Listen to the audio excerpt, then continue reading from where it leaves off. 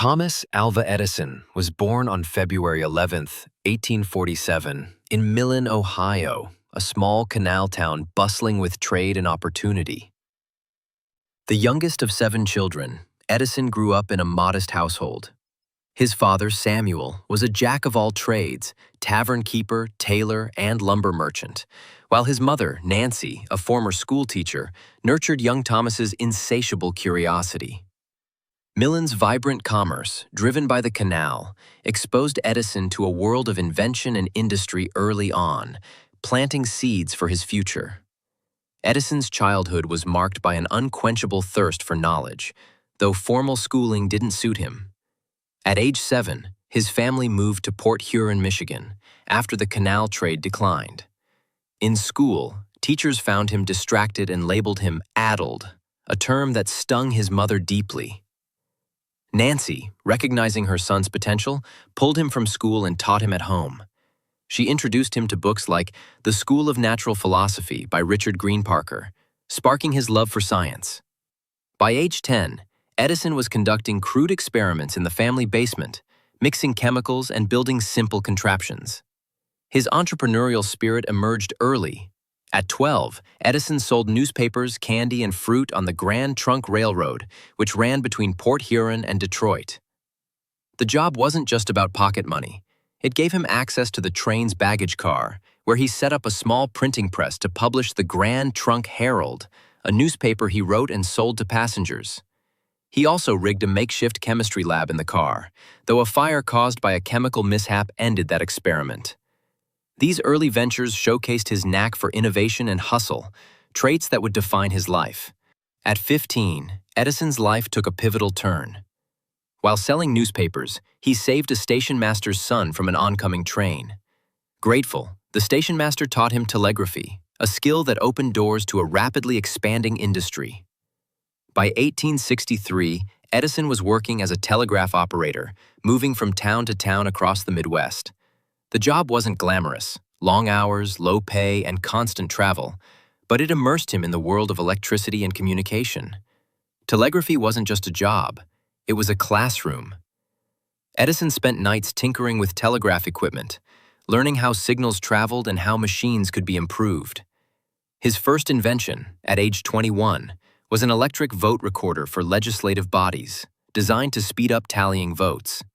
He patented it in 1868, but it flopped. Legislators didn't want efficiency. They valued debate time.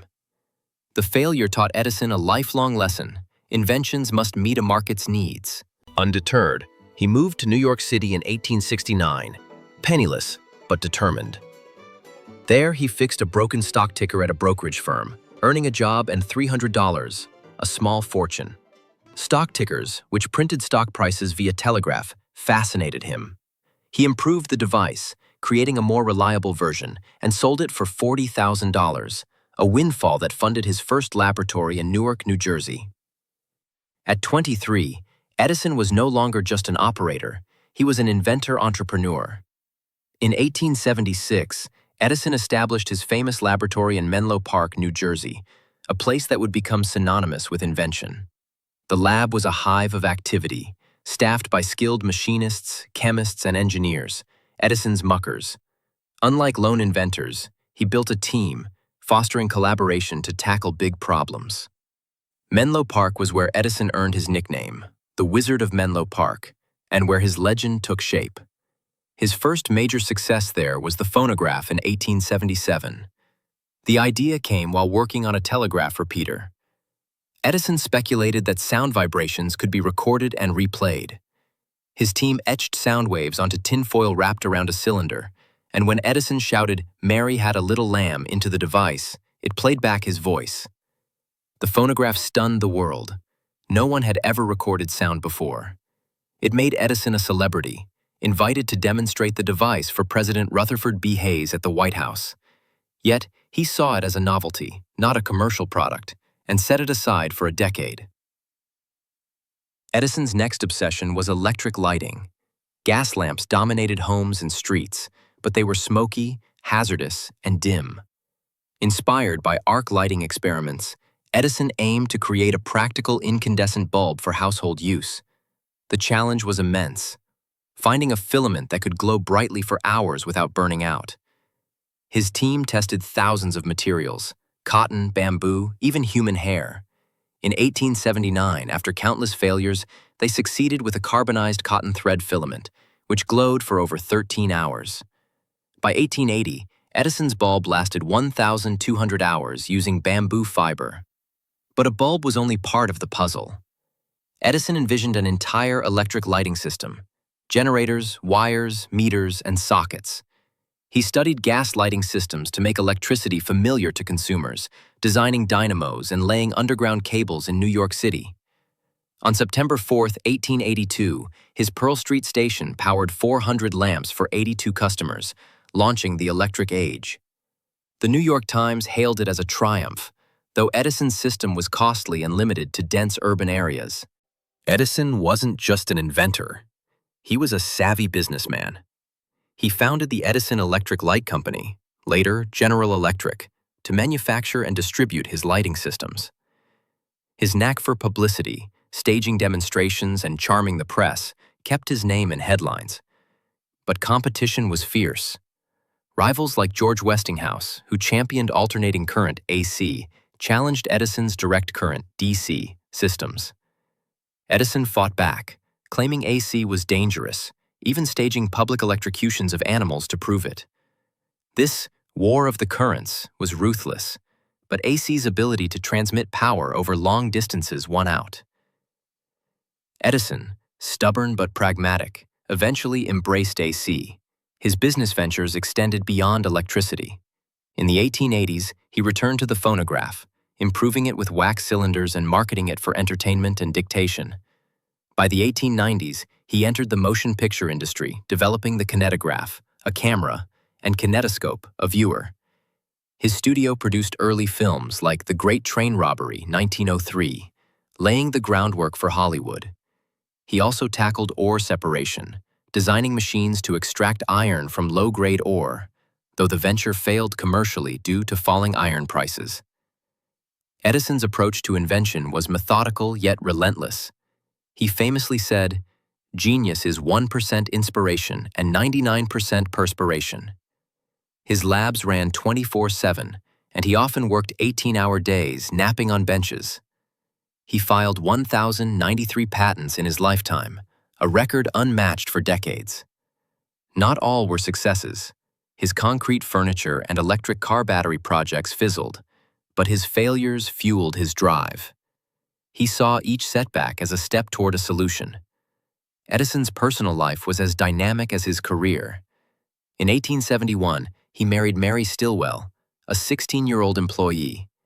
They had 3 children, but Mary struggled with Edison's workaholic nature and died at 29, likely from illness or morphine addiction. In 1886, he married Mina Miller, a cultured woman who brought stability.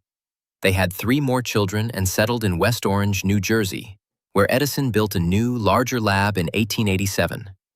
Mina managed their social life, hosting dignitaries, while Edison buried himself in work.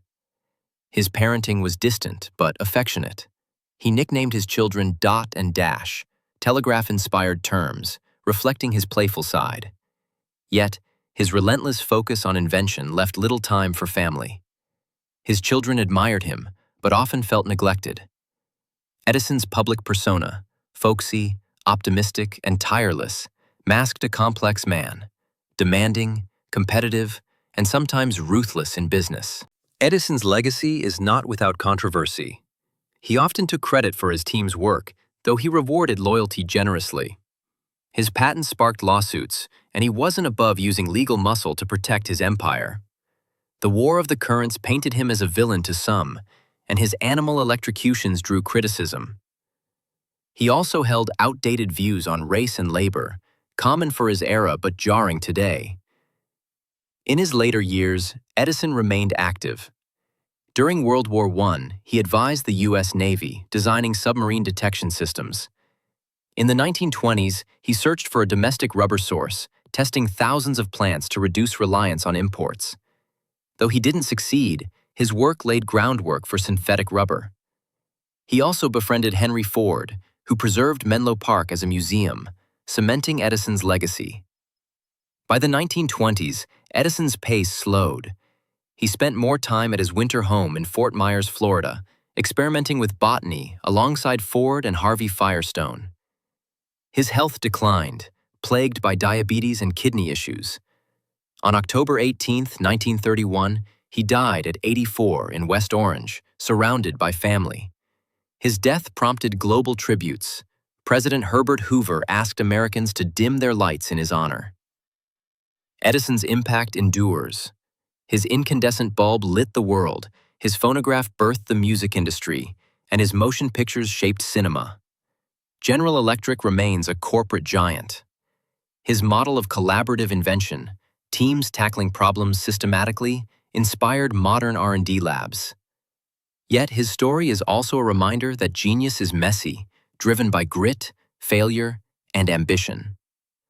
Thomas Edison's life was a tapestry of curiosity, resilience, and vision. From a boy mixing chemicals in a basement to the man who illuminated cities, he transformed the world. His inventions didn't just solve problems, they created new ways of living. The phonograph gave voice to the past, the light bulb banished darkness, and the kinetoscope brought stories to life. His failures, countless and costly, were as crucial as his successes, each one a lesson in persistence. Edison wasn't a saint or a solitary genius. He was a collaborator, a showman, and a pragmatist who understood that ideas alone weren't enough. They had to work, sell, and endure. His story, spanning a small Ohio town to the global stage, reflects the power of human ingenuity to reshape the world, one spark at a time.